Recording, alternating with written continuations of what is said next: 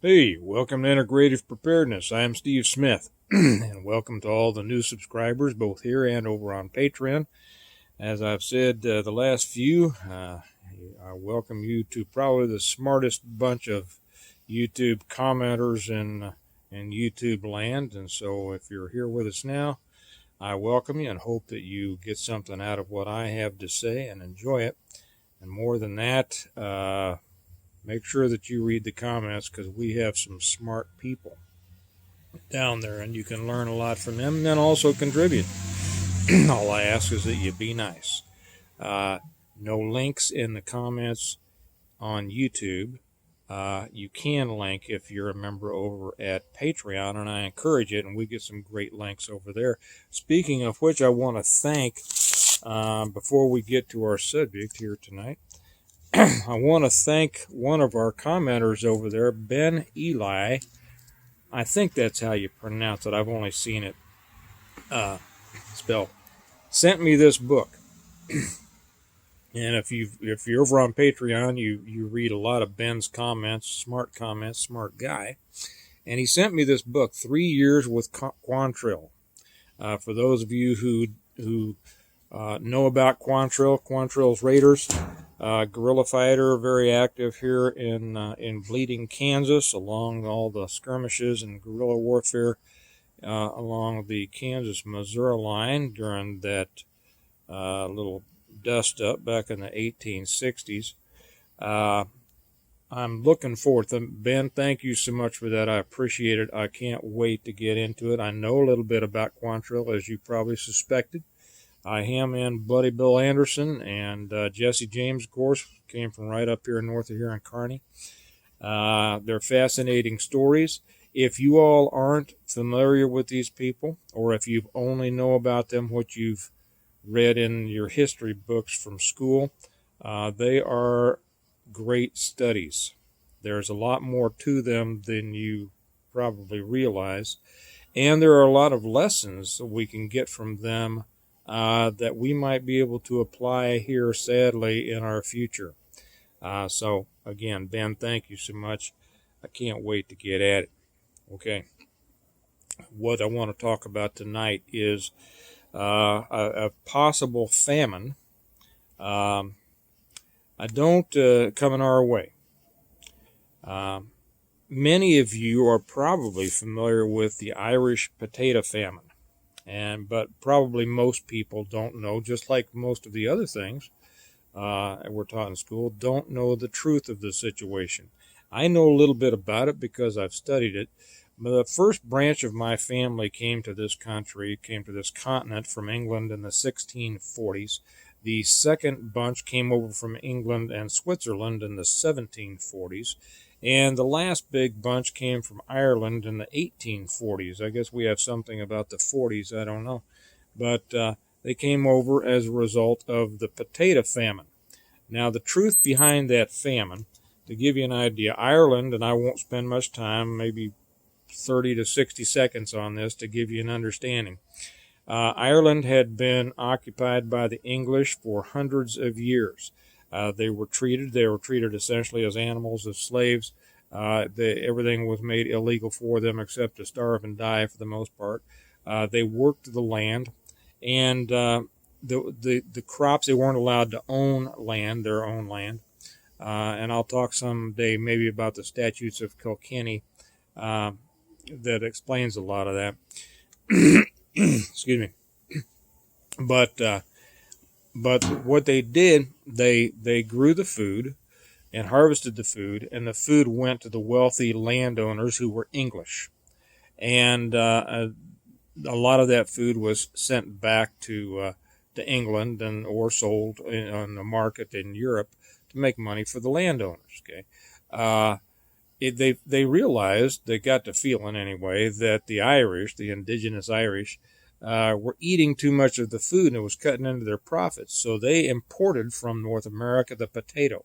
The potato is not indigenous to Ireland. It was shipped, even though it's associated with Ireland now. It was shipped over there to provide a cheap food source for the Irish so that they wouldn't eat up all the good food that they were growing for their English masters. so that the English could sell it on the market and make a lot of money. Well, something happened to the potato during the 1840s, and there was a potato blight, and it all rotted in the fields, and so they had nothing to eat, and they started dying and starving, and this went on for a number of years. They say that 1 million Irish starved to death. Many of them in the ditches with green mouth from trying to eat grass. And of course, not being cattle, we can't digest grass, but they had nothing else to eat. The sad thing, the amazing thing about that was all through the years when the people were starving to death. And this is why a little bit of my family came over. They came over on one of the what was called coffin ships. I think probably some of them came over on prison ships too, but whatever. That all these years that that they were starving, there was a surplus of food in Ireland. They continued to grow the food, and the food continued to be sent to the landowners and away. It was not a famine. Actually, as investigations from later and reading into the records, it was a planned execution of 1 million people. It was a planned starvation. It was genocide. So those of us who have looked into this, we don't really call it the Irish famine. We call it the Irish genocide. It was a planned starvation of an entire people by another people because there was just too many of those stinking Irish. Okay, so people have done this before. Food has been used as a weapon since the beginning of time. If you can starve people out, you can control them. If you control the food, you control the people. Well, I got up today, and we've known for a long time about some of the shenanigans going on with our farmland. I get up today and I see a headline from basedunderground.com. I'm going to read a little bit out of it for you, and then we'll talk a little bit about it. Excuse me. Hops and barley. They don't control all of that yet. And it says, an American famine is coming with foreign entities buying up farms and food processing plants. Not going to read the whole thing, just some highlights here. And I might read it kind of quickly. You don't need me to read it with feeling. Starts off here. In addition to civil unrest and rising crime, we're now facing threats to our food supply in the form of drought, fire, and foreign ownership of our farmlands and food processing facilities. That's exactly right. People don't realize how many of our food processing facilities are owned by foreign interests, including China. Whether it's meat or vegetables, potatoes or pasta, food is a huge issue. Food tensions have been the cause of many wars throughout history. That's right. In this article, we'll overview the economic impacts of drought and fire on our food supply. I'll also discuss who's really in control of the food supply, and it's not us. Don't worry, I'm not going to read it all. We're talking about water. We're going through a drought out west. One watermelon farmer says if there is no water, there is no work. And for us farm workers, how are we going to support our family? That's true. It's not just the produce people, but it's it's the ranchers. A lot of the ranchers, and I might be getting ahead of myself here. Let me just read this next paragraph and I'll get back to it. According to Farm Progress, the U.S. lost 4,400 farms in 2020 alone. Average family farm size has remained more or less stable, while big agriculture farms such as CAFOs, C-A-F-O, I looked that up. It stands for concentrated, I don't remember what the A, feeding operations. Anyway, it's feedlots. These huge, just concentrated feeding things have grown noticeably. Okay, what did I do there? I hit there. Okay. Big ag tends to be hard on both animals and the environment. That's true. The U.S. lost dairy farms at a shocking rate. Let's go on down here. They talk a little bit about how much of the drought is making people walk away from it. Um, when you have a drought, when you're short on water, it doesn't just affect the growers of produce; it affects the ranchers too, the animals. Um, and I don't know what you call a pig. I guess you call a pig farmer a pig farmer. If it's cow, it's a rancher. Um, but there's a lot of them out there having to slaughter their herds because there's not enough water for them. And if they don't want them to die, they need to get rid of them now. So they're killing off a lot of their herds. Some are just entirely getting out of the business. There's a story in here somewhere that of a guy that just sold his whole outfit. Didn't even try to sell them. Just wanted to get out of it. Um, and so they're selling now, and they're selling at a price that is not the optimal price because their cattle haven't gotten to the size to where they want them to before they sell. So they're selling short now, and what that means is there's going to be a glut of meat on the market here for a little while. We've seen this before when people, the news would come out, there may be a shortage of beef, but people don't see the shortage of beef right off in the stores because what's happening is a lot of them are being slaughtered early, so you're going to see a lot of beef in the stores. But where this is going to hit you is a year from now, okay, because they're not being replaced. A lot of these herds are being slaughtered out or thinned out more than they would be just to keep the remaining ones alive. um, Foreign ownership of farmland is a substantial cause of economic concerns.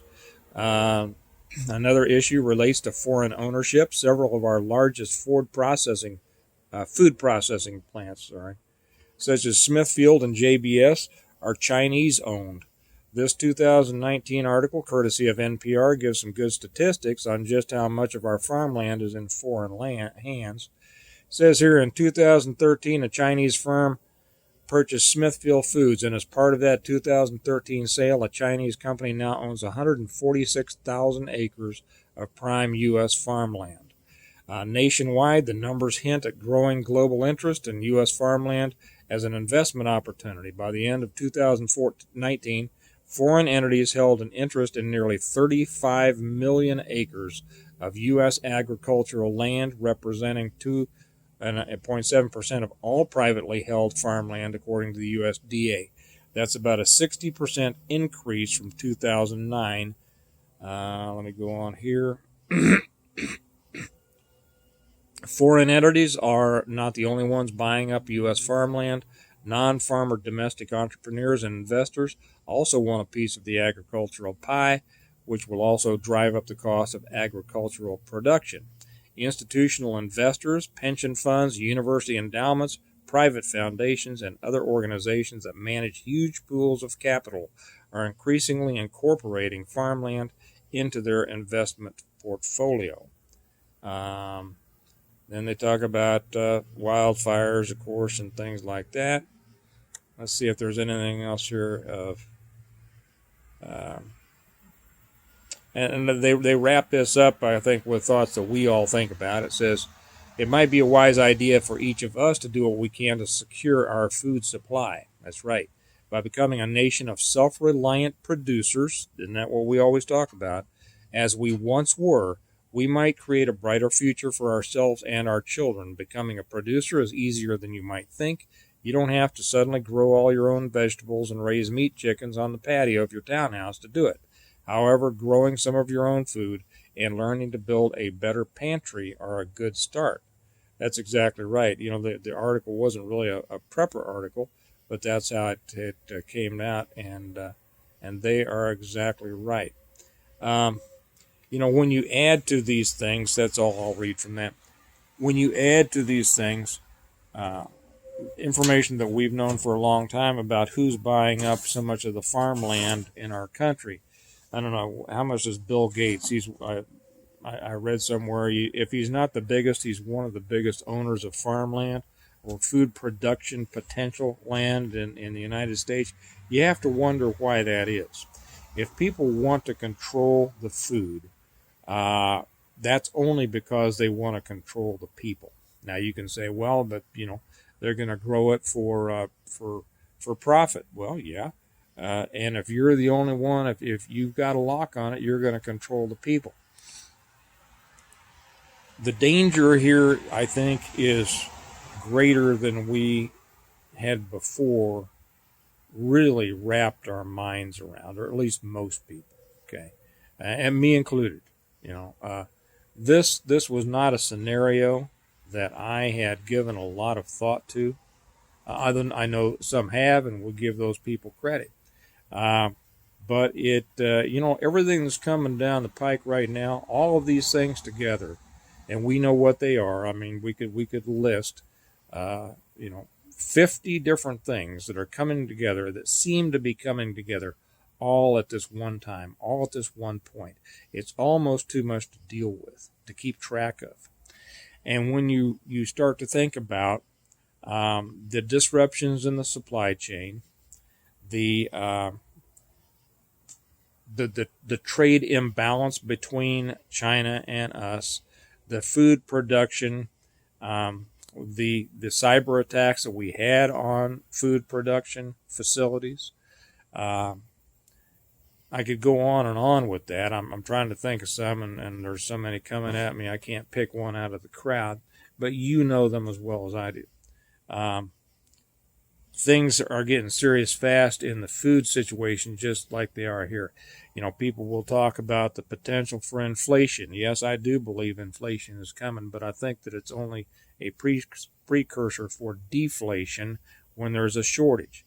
People have anticipated or projected upcoming shortages here in the next few months. I agree with that. I talked about when I took the kids down the other day and had kind of a preparedness, a food buying exercise. We're going to do that again, as a matter of fact. I think tomorrow, because now our second son's going to be able to join us, and we'll do it again. I think there are going to be shortages of food, um, and I would suggest that everybody out there, like I've said in the last couple, whatever you're doing to prepare, ramp it up about 10 times. Because there's no way that the next year is coming out good. We're getting hit with too many things. Now, maybe we'll be able to come out the other end of this in good shape. Although I really don't want to get into that because there are too many things to discuss with there too.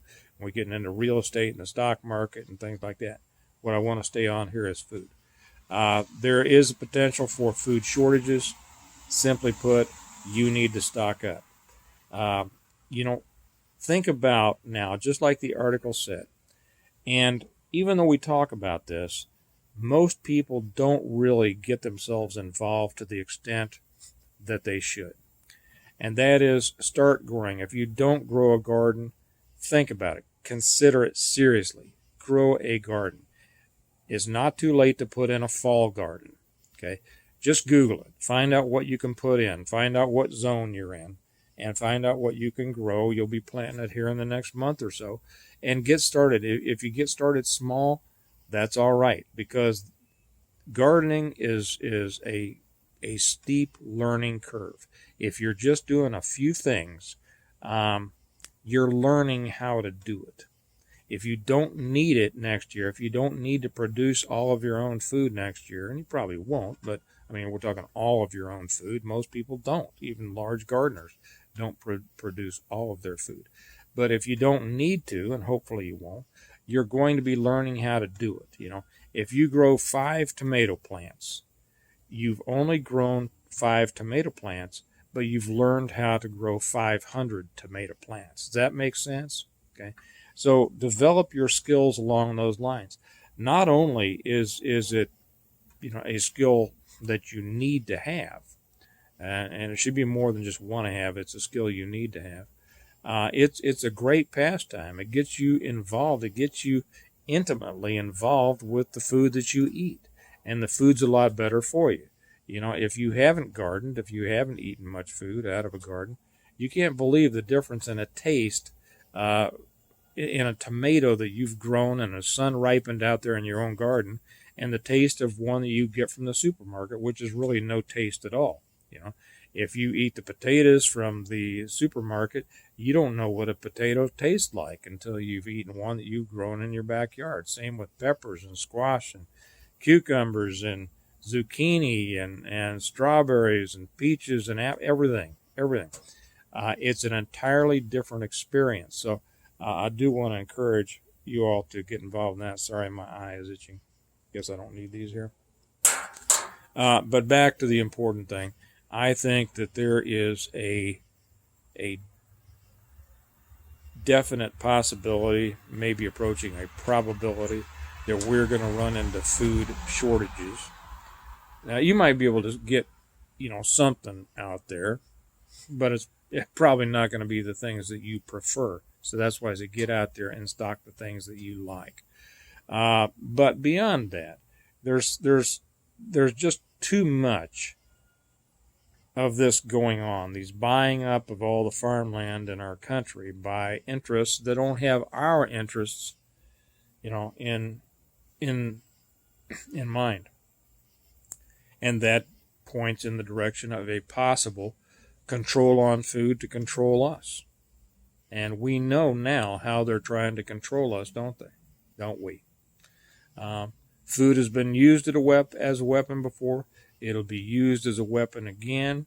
It might be going to be used against us here pretty soon. And just like the so-called potato famine in Ireland was a genocide, we know the position of many of these elites who, to be honest, think that there's just too many people. Isn't that right? I mean, that's not news. That's not news. That's been out there for the last 50 years. Population control. Well, you want to control the population? Control their food. Control what they put in their bodies, right? So anyway, I think that's all I'm going to say tonight. I don't think that we can overemphasize the importance of this. So stock up a lot. Anybody that you care about, you talk to them. You let them know this. Do it in a way, hopefully, that doesn't put them back on their heels and get their back up with you. But because you want to help them, you don't want to drive them away. We're having a family function this coming Friday, and we're going to be discussing some of these things with a lot of the family, and most of them are on board. And that's great. I would say the vast majority of both of our families are on board. There's a few out there that aren't quite yet, and so we want to help them along and have an impact. But get out there and stock up, develop your skills, and realize, as unbelievable as it may seem to some, there are people who will use food against us. And I think that could possibly be coming. So I'm going to leave it there tonight. Like I said, check the comments. Leave your comments down here on what you think about this. Give us your opinions. Give us what information you know or what you've heard. Don't leave any links here on YouTube, but over on Patreon. And I always put, for anybody who's not over there on Patreon, I always put the link down here, how you get over to my page there, just along with the links to my books and things like that. So over there you can leave the links. But I'll leave it there and remind you that we prepare well today in order to live well tomorrow. And there is no more important preparation than food. So let's get that taken care of today so that we don't have a big problem tomorrow and have to go stand in a line and wait for somebody to fill our tin cup. Okay. You all have a good day. I'll talk to you later. Bye-bye.